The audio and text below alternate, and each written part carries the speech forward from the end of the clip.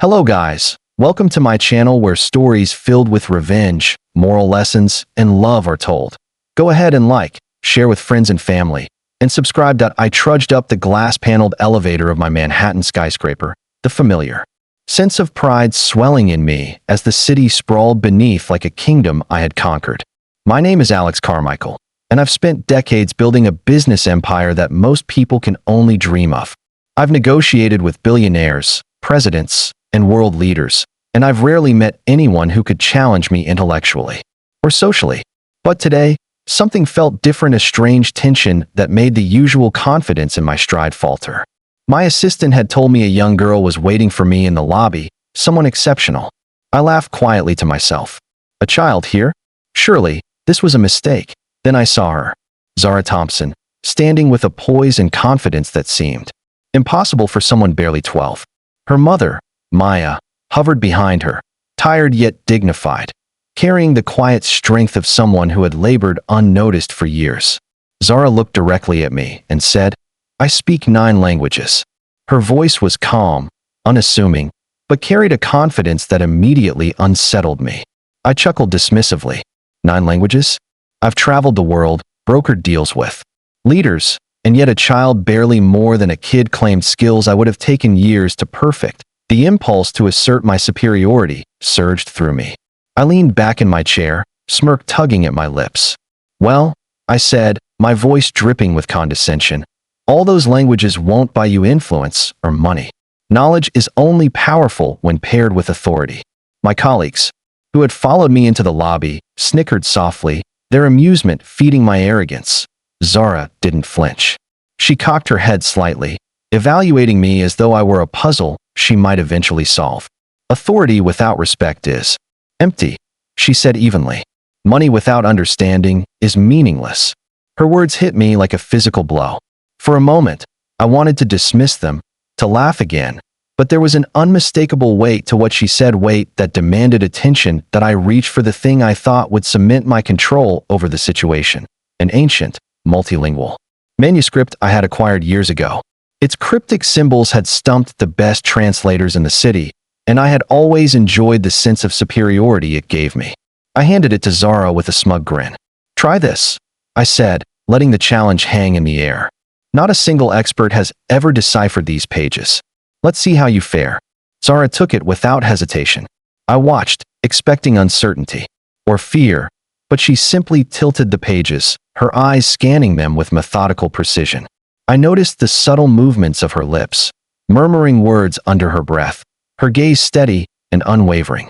Seconds stretched into minutes, and then she began to speak, first softly, then with increasing clarity.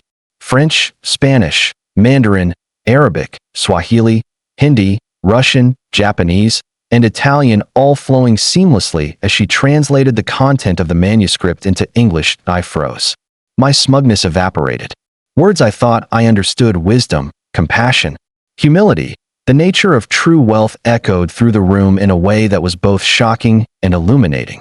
The manuscript, which had always been my symbol of superiority, now revealed my ignorance, my arrogance, my dismissive laughter, my pride. They were all laid bare by a girl half my age. Maya Thompson's eyes met mine, steady and cautious, but brimming with quiet pride.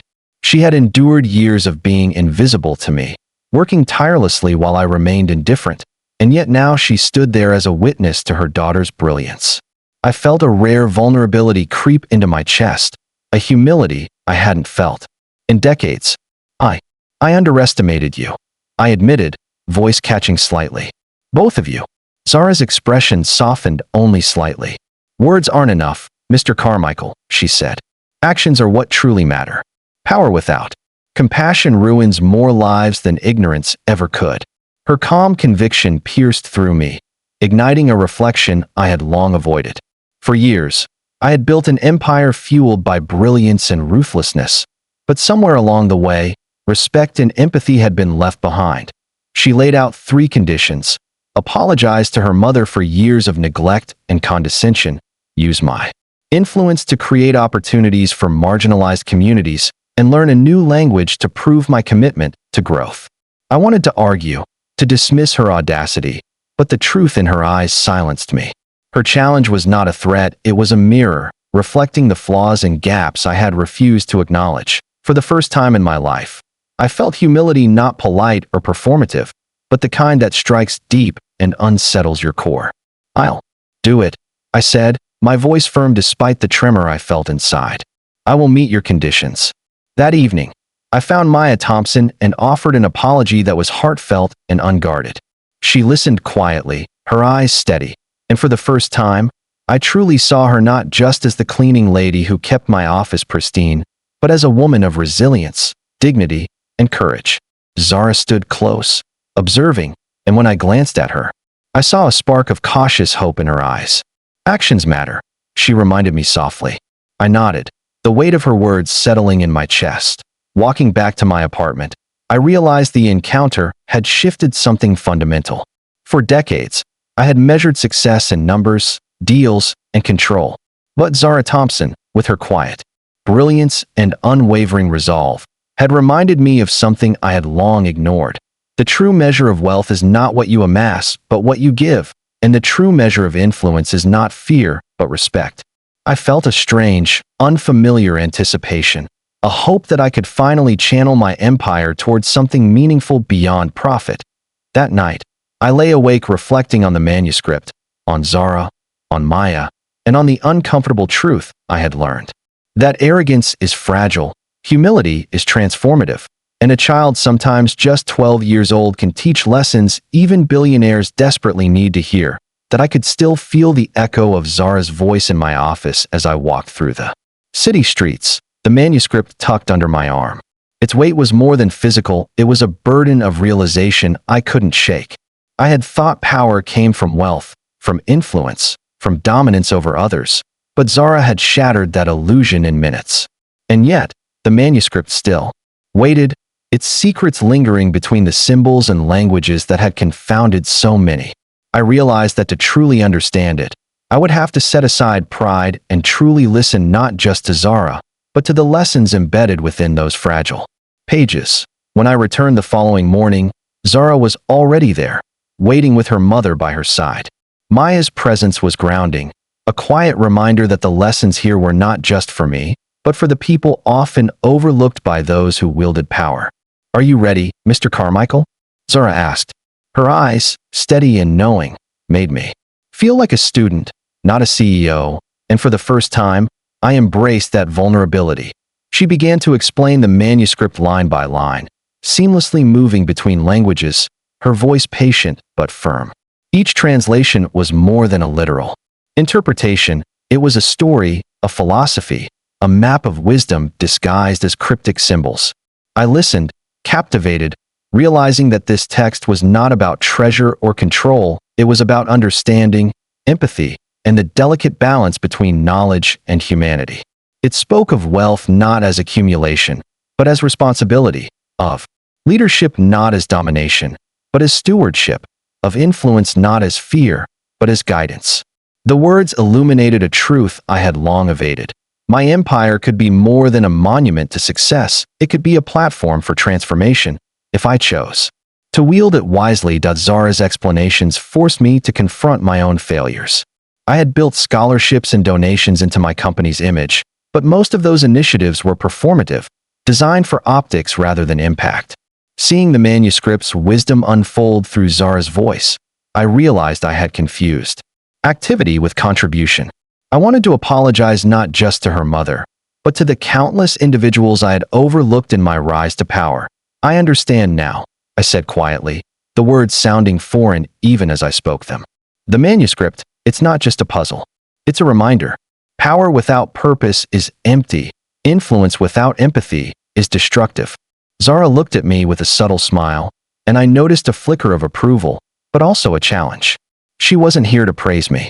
She was here to ensure I truly absorbed the lesson that we spent hours together, decoding each phrase, each symbol, until I felt my worldview slowly shifting.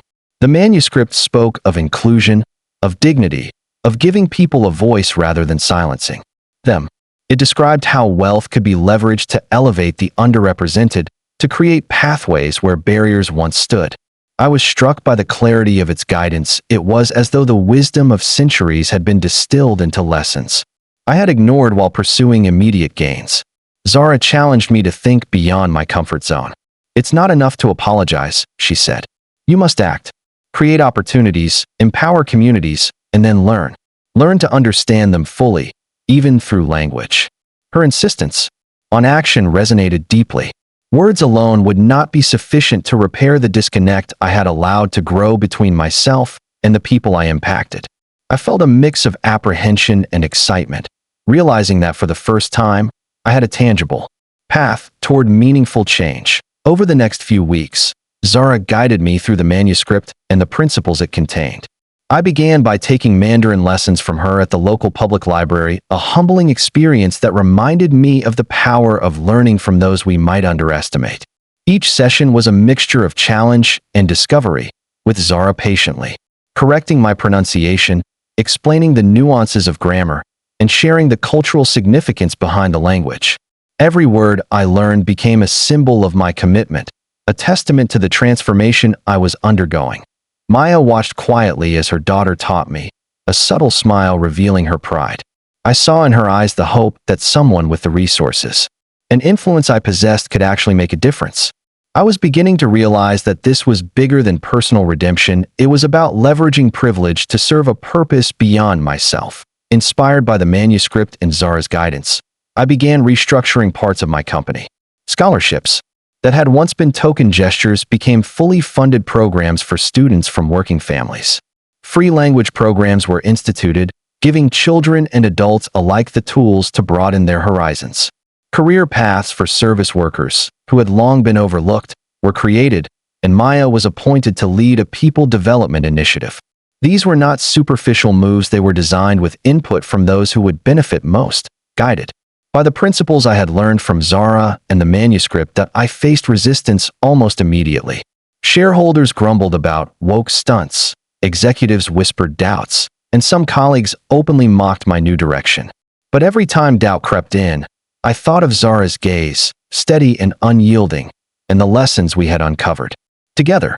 Her translation of the manuscript reminded me that true leadership required courage to act in alignment with values, even when it was unpopular or uncomfortable. One evening, as we were reviewing the manuscript together, I asked Zara why she had been so patient with me. She smiled, a mix of innocence and wisdom, and said, "Because you can change. Knowledge is useless if it doesn't lead to understanding." I realized then that the manuscript was more than a guide. It was a reflection of the potential in everyone, waiting to be unlocked. By the end of that month, our efforts began to yield tangible results. Scholarship applications poured in from communities that had never imagined opportunities like this were possible. Language classes were overflowing, with students eager to learn, and employees in service roles were reporting newfound motivation and engagement. The foundation for change was laid, and I could see the long-term impact taking shape.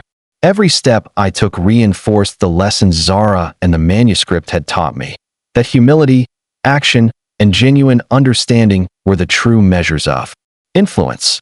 Through it all, Zara continued to teach, not just languages, but patience, integrity, and resilience. She reminded me that learning is lifelong, that respect is earned, and that true wealth is measured by the lives you uplift, not the bank accounts you grow. Each day with her was a lesson in perspective, a challenge to confront my ego, and a reminder of the potential for transformation that existed when knowledge and empathy intersected. By the time the manuscript was fully translated and understood, I was a different man. Not in superficial ways. My wealth remained, my office still gleamed, and my influence was intact, but internally, I had been reshaped. The arrogance that had defined me for decades was replaced with a commitment to serve, empower, and uplift.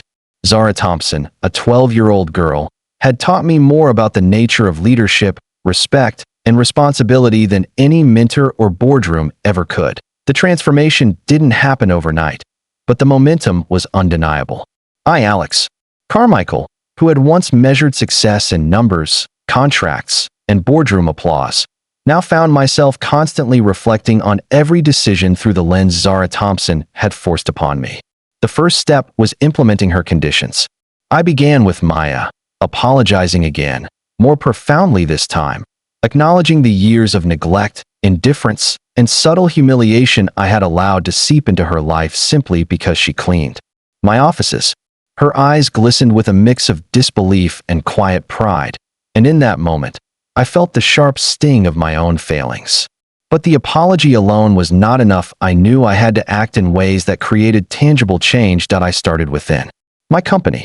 Service workers, who had always been the background figures to my empire, were suddenly at the center of a new initiative. Maya was placed in charge of the People Development Program, a position of authority she had earned through her insight, patience, and dedication. Under her leadership, we created clear career paths, mentorship programs, and scholarships tailored for employees' children. Simultaneously, we launched language programs for the local community, free of charge, providing tools for anyone eager to expand their horizons. The manuscript's lessons guided every decision, reminding me constantly that wealth and influence carried responsibility far beyond the balance sheet. Not everyone welcomed these changes. Some executives whispered about woke stunts and questioned the return on investment. Shareholders complained that I was prioritizing compassion over profit, calling it a distraction from the bottom line. But Zara's voice echoed in my mind. True power is measured by the lives you uplift, not the deals you close. Each meeting, each confrontation, became a test of my resolve. I had grown used to the adrenaline of negotiating million-dollar contracts, but this was different here. The stakes were human, immediate, and deeply personal. One evening, as I sat in the quiet of my office reviewing the latest progress reports, Zara walked in. She carried her usual calm, knowing smile. "How's the Mandarin coming along?" she asked, her tone light but expectant. I laughed softly, aware of the irony. The language lessons had become one of the most humbling experiences of my life, a daily reminder that learning never stops. Slow but steady, I admitted, letting myself feel the humility of a student once again. She nodded approvingly. The foundation of our efforts expanded further. I established the Zara Thompson Foundation for Human Dignity with a $500 million endowment, dedicated to frontline scholarships, community language programs, and service worker development. An independent board oversaw its operations to ensure transparency and integrity, something I had neglected in the past with my other charitable efforts. Watching applications come in, seeing children from working-class families finally imagine futures they had thought impossible, filled me with a sense of purpose I hadn't realized I had been missing. Every new scholarship, every student learning a new language, every service worker moving up a ladder of opportunity reinforced the lessons I had learned from Zara and the manuscript. That I faced challenges along the way. Some peers mocked the initiatives as publicity stunts. Some board members questioned whether such programs could truly align with corporate goals. But I had already learned the most important lesson.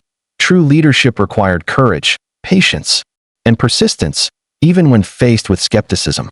Each obstacle reminded me that the transformation was not just external. It was internal.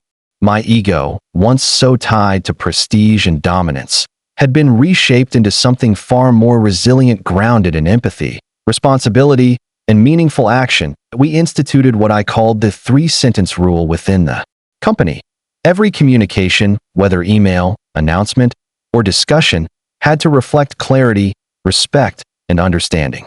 It was a simple guideline, but one that forced everyone, including myself, to slow down and consider the human impact of every decision. I began attending community events, visiting schools, and personally engaging with program beneficiaries. Each encounter reminded me of the ripple effect of opportunity and the profound difference that listening, understanding, and acting could make. The results were extraordinary. Students who had never imagined higher education were now enrolled in prestigious programs. Adults previously stuck in dead-end jobs were now advancing along career ladders with mentorship and training. Families, once invisible to the corporate world, were finally recognized, supported, and empowered. And standing beside me in these moments were Zara and Maya, symbols of resilience, intelligence, and integrity, guiding my transformation with the quiet certainty of those who knew the truth of value beyond wealth. I reflected often on the manuscript.